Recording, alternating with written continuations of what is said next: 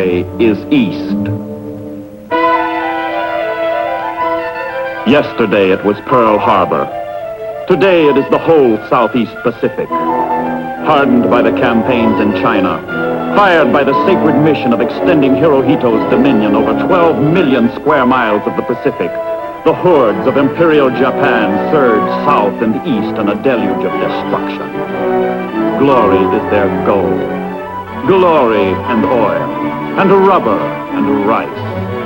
Mysterious, haunting names of the Far East are the notes of an allied dirge. Manila, Mindoro, Mindanao, Hong Kong, Hainan, Hanoi, Makassar, Mandalay, Malaya, Bataan, Bangkok, Borneo, Cambodia, Cavite, Corregidor, Batavia, Bandung, Bali, Singapore, Shanghai, Sumatra, Panay, Palembang, Pescadores, Surabaya, Sumbawa, Sumba, Banzai.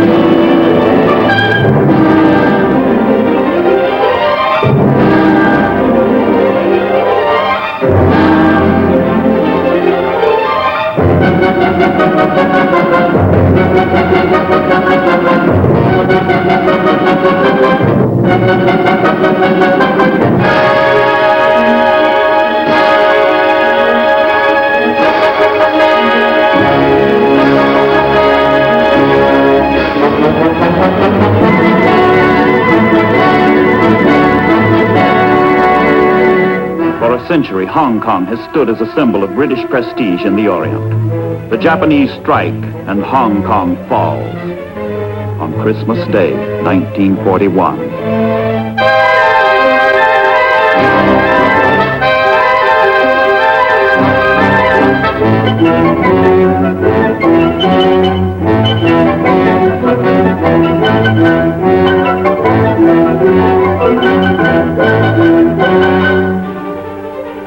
Hong Kong was British.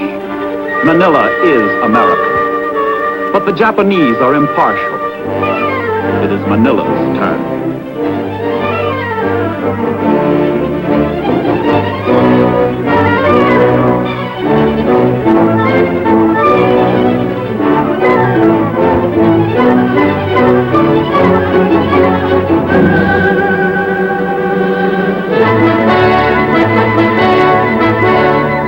The mightiest fortress in all the East, Singapore, key to Malaya, key to Java, key to the wealth of the Indies, looks seaward for trouble.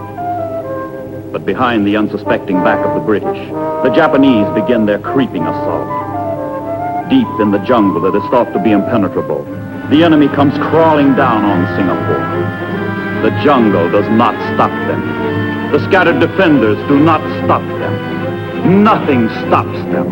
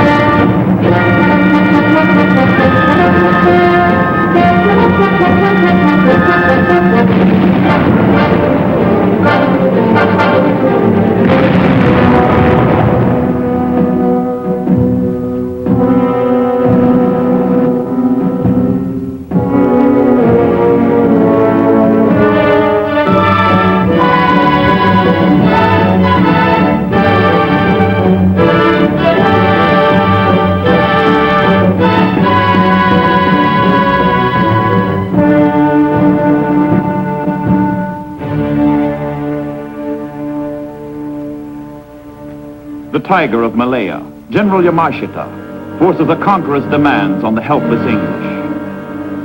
With hope gone, with defenses crumbled, with no aid in sight, General Percival signs away the greatest outpost in the British Empire. 2 months later, 36,000 Americans in the same plight begin their march of death. Bataan and Singapore. Defeat, catastrophe, humiliation for Great Britain and the United States. Far away in Washington, President Roosevelt strikes the only note of relief in the unending Allied dirge.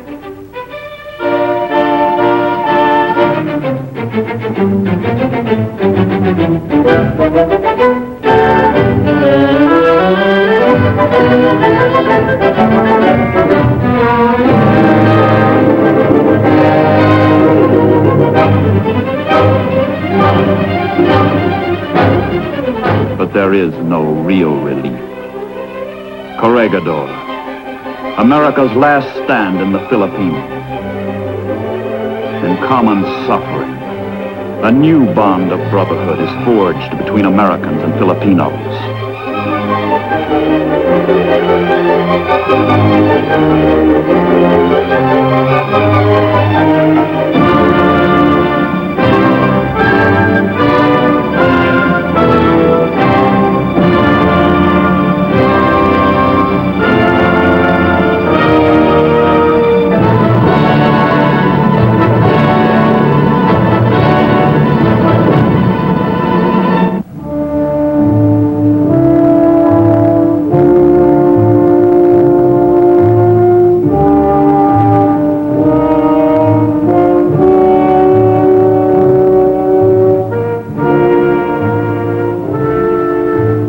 May 6, 1942, General Wainwright surrenders all armed forces to the enemy.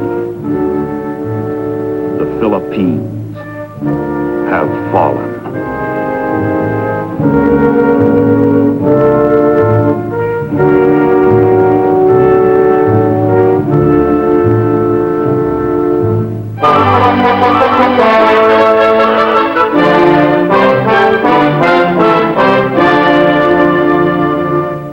In 5 horrible months, the enemy, like an octopus, has stretched his tentacles across vast spaces of the Pacific, devouring prize after prize to satiate his appetite for conquest.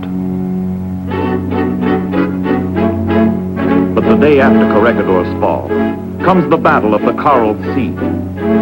American carrier planes pounce on a Japanese invasion force out to engulf Port Moresby and cut off Australia. For the first time in history, men of war fight it out without once sighting each other. When the battle is over, the Japanese retreat. One of their carriers has been sunk. 2 others are badly damaged. The United States loses the carrier Lexington. Few know it, but the tide is turning. Out from America, across the enormous ocean waste, transports stream toward Australia with supplies and men. The buildup begins.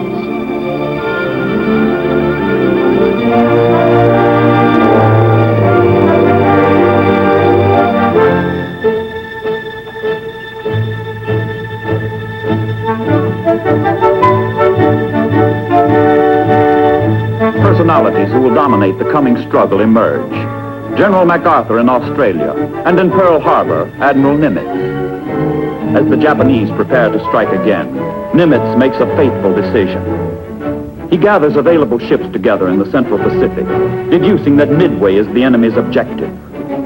Nimitz appoints Admiral Spruance to command a carrier task force in the defense of Midway Island, 1,000 miles west of Pearl Harbor, 3,500 miles east of Tokyo.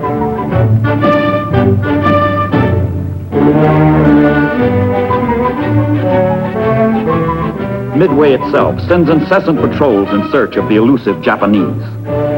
Massive forces are converging on this pinpoint in the ocean, which the enemy wants as his eastern outpost. For America, it is the last century between Japan and Hawaii. The Pacific War is focused on a coral atoll, 6 miles in diameter. Day after day, hour after hour, planes search and search and search. And then, through a gap in the clouds, Japanese troop transports.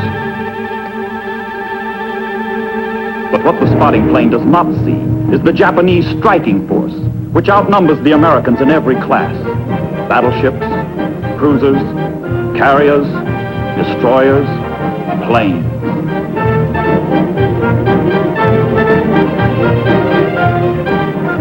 The same carriers that raped Pearl Harbor are headed for Midway. Akagi, Kaga, Soryu, Hiryu. Aboard the flagship Akagi, Admiral Nagumo, who directed the attack on Pearl Harbor, plots his new mission. Execute an aerial attack on Midway, destroying all enemy forces in preparation for landing. The pilots assigned to the task are also veterans of December 7th, the elite of Fleet Air Arm, the pride of the Imperial Navy. Confident, fanatical, they prepare to slaughter the Marines defending Midway and add the island to their unbroken string of conquests.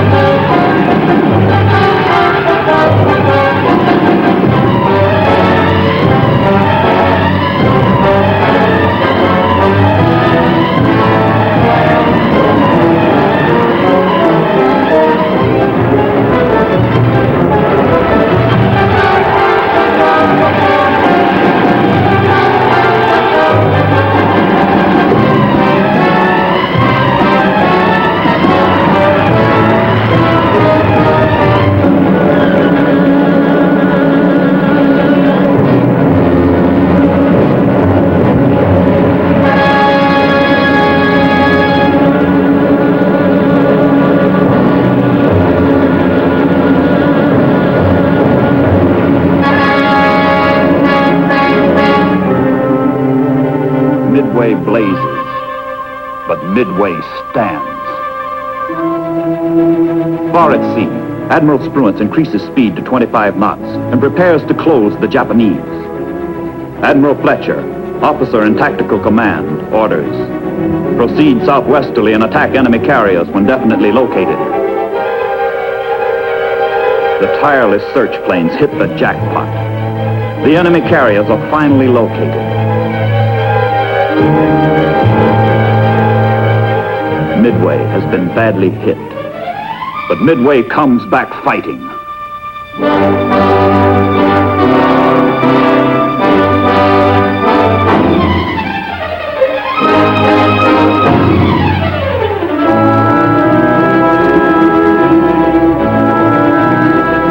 So loaded with fighting equipment as this stationary aircraft carrier, little room is left for its natives, the Goonie birds. Midway hits the Japanese with all it has.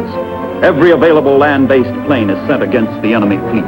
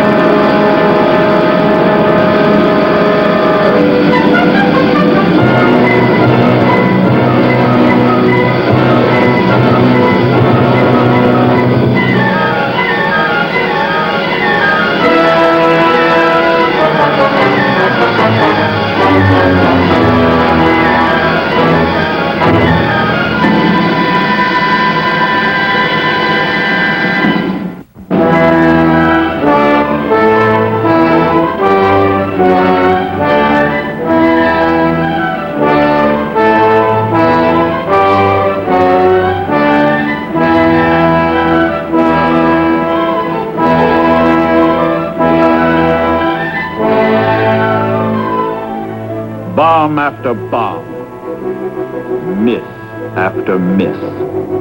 Not one hit. The Japanese come through the attack unchecked. The invasion of Midway is still on. 5,000 troops stand by for landing orders.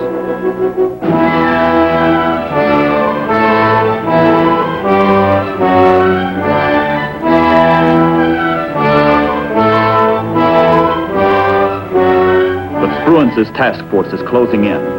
The Admiral now knows the approximate location of the enemy carriers. It is June the 4th, 1942. A moment for command decision. Pilots are summoned to the ready room and briefed. Crewmen are called to station. Spruance has cast the die. The task force will risk an all-out attack against superior odds, hoping to surprise the enemy. Hoping to annihilate the enemy.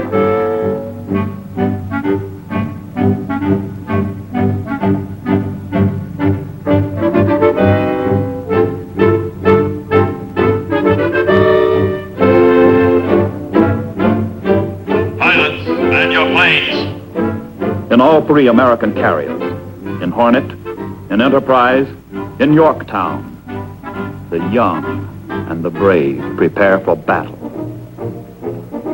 Some will fall in flames from the sky they seek to dominate.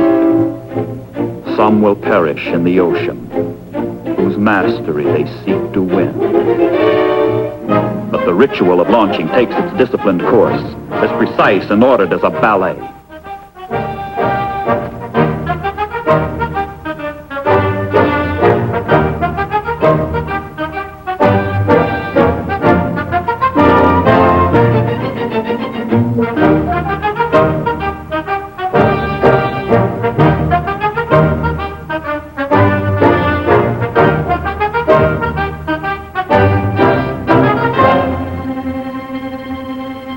The enemy, still unaware of the approaching American fleet, prepares for another strike on Midway Island.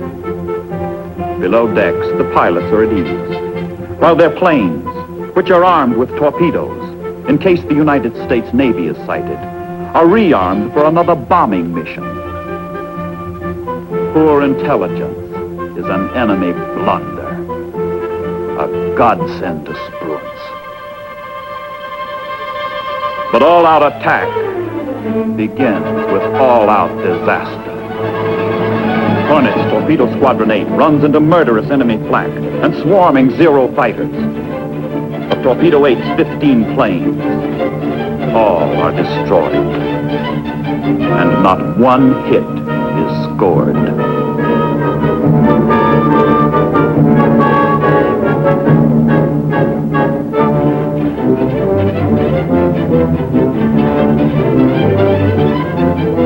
Out of a total of 41 torpedo planes from 3 carriers, only 6 survive. The news is grim. But the attack continues. The dive bombers go in.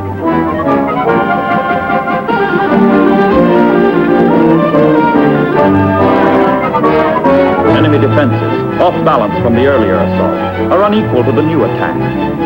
The carriers are hit. In 2 amazing minutes, the course of battle is reversed. It is the Americans who inflict the slaughter. The Japanese crumble.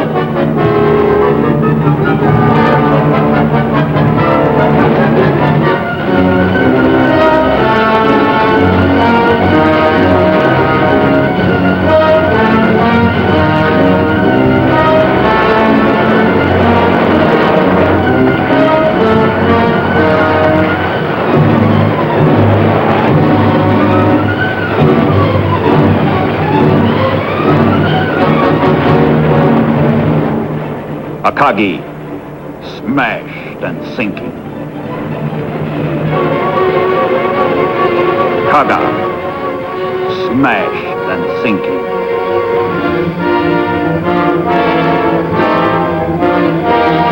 American submarine Nautilus jumps into the fight and sights the smoking carrier Soryu. Torpedoes from below are added to bombs from above. Soryu, smashed and sinking.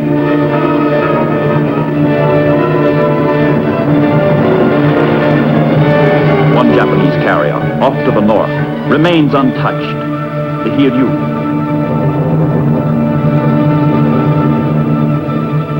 A scouting plane finally spots the Americans. The Japanese lash back.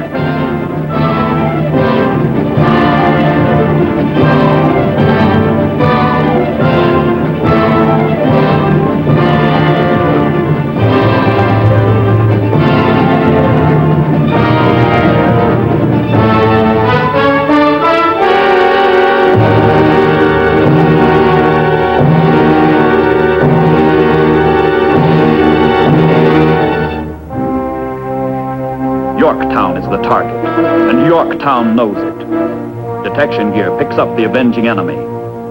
30 to 40 planes approaching from west-southwest, 40 miles out. Hell is on the wing.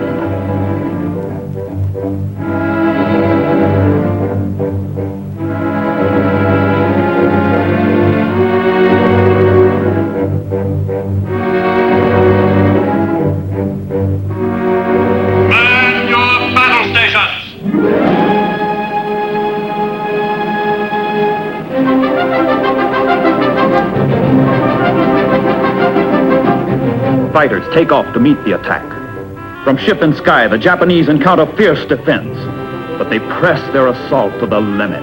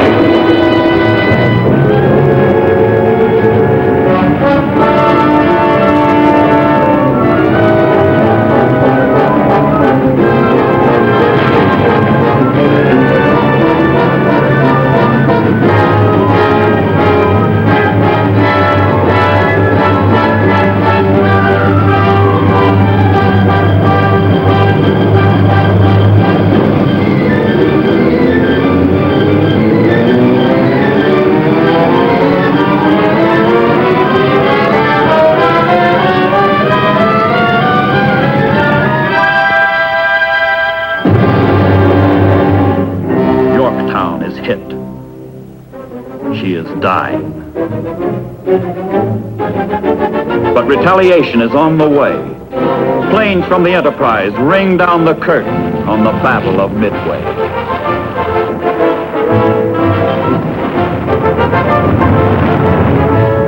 Hiryu, smashed and sinking. 4 Japanese carriers, gone. And with them, their irreplaceable pilots. Yorktown is dead. But so are Japanese plans to dominate the Eastern Pacific. Admiral Spruance, his ships, and his men have won the Battle of Midway, one of the most decisive victories in naval history. The Imperial Japanese Navy